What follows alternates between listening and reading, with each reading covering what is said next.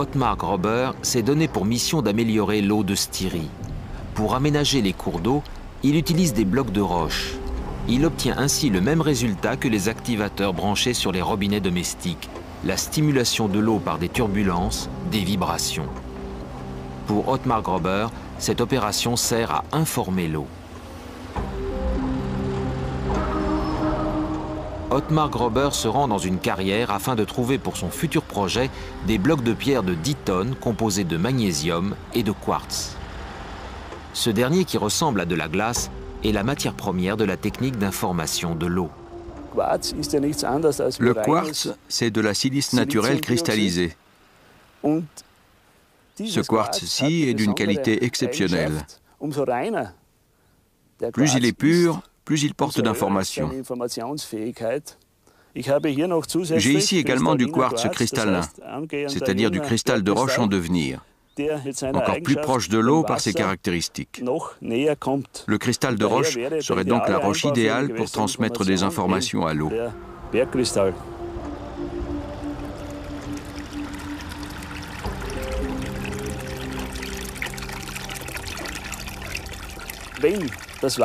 Quand l'eau contourne la roche des deux côtés et que les deux flux se percutent derrière, cela fait naître un effet supplémentaire qui recharge l'eau à fond, qui l'améliore sur le plan énergétique. Dans ce ruisseau, Ottmar Gröber a construit il y a quelques années un escalier de pierre qu'il a baptisé « rampe pendule ». Aujourd'hui, sur les rives, la végétation est luxuriante.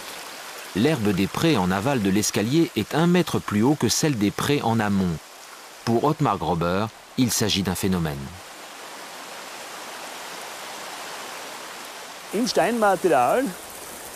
Les vibrations sont intrinsèques aux roches.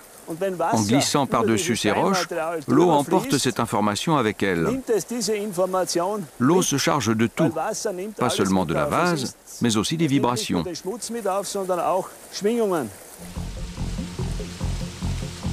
Une eau stimulée par de telles vibrations garde-t-elle la trace de ces informations?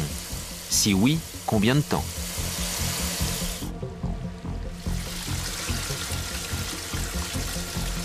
Un tourbillon vrille encore dans l'eau bien longtemps après avoir disparu à la surface. En colorant l'eau, on rend visible des phénomènes qui rappellent ceux d'un organisme vivant.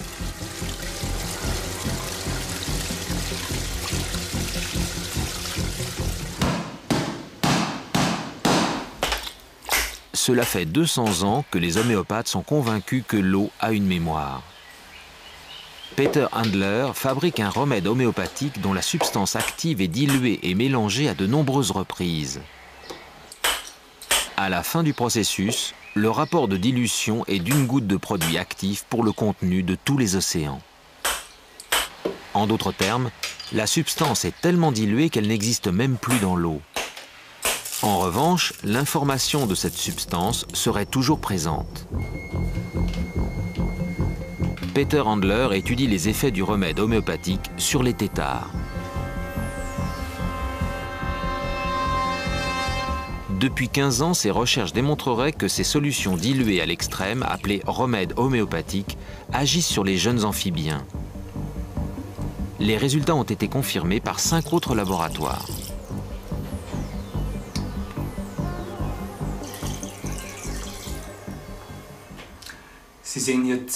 Nous voyons ici 2 têtards de même âge, mais de taille différente.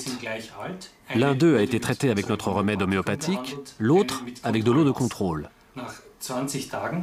20 jours plus tard, on commence à remarquer une différence de taille, du stade de développement, du poids. Cela signifie que les informations peuvent être transmises par l'eau. Je compare ce phénomène à un CD informatique sur lequel sont gravées des informations, ou bien à un livre dans lequel les informations se retrouvent uniquement sous forme de signes et de chiffres. Pourquoi l'eau ne pourrait-elle pas enregistrer des informations comme le cristal, comme un CD? L'hydrologie moderne a mis au point un modèle d'explication. Dans une molécule d'eau, les atomes d'oxygène et d'hydrogène forment des dipôles qui s'attirent et constituent des liaisons hydrogènes. Un tas de molécules sont ainsi liées, formant un agrégat représenté ici sous forme de sphère pour plus de facilité. Les agrégats adoptent toutefois toutes sortes de formes géométriques.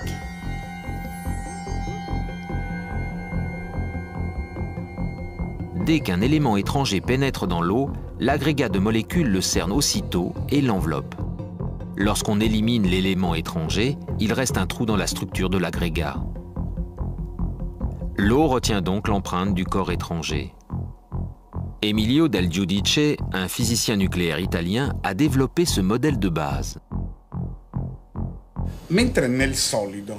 Alors que dans une matière solide, les atomes ne changent pas de place, dans un liquide, en revanche, ce message a une forme rythmique, comme une danse.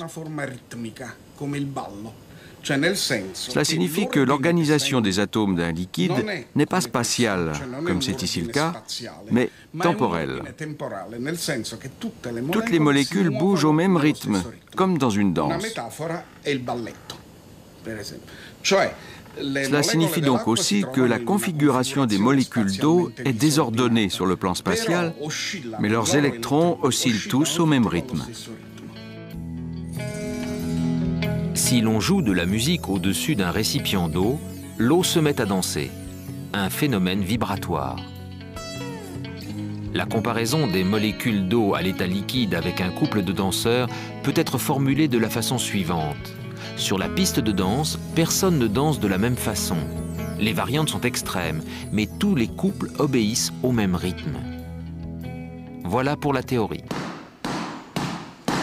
En 1988, Jacques Benveniste, décédé le 3 octobre 2004, prétend avoir démontré la mémoire de l'eau et donc l'efficacité de l'homéopathie. Peu après, il est mis au banc de la communauté scientifique.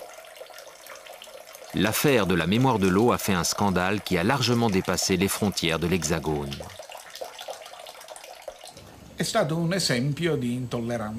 Il s'agit là d'un exemple d'intolérance scientifique. La plupart de mes confrères considèrent la mémoire de l'eau comme une imposture. Pour ma part, j'estime que l'eau peut avoir une mémoire sur une longue période. Après une évaluation prudente, cette durée peut aller de 1 mois jusqu'à plusieurs années.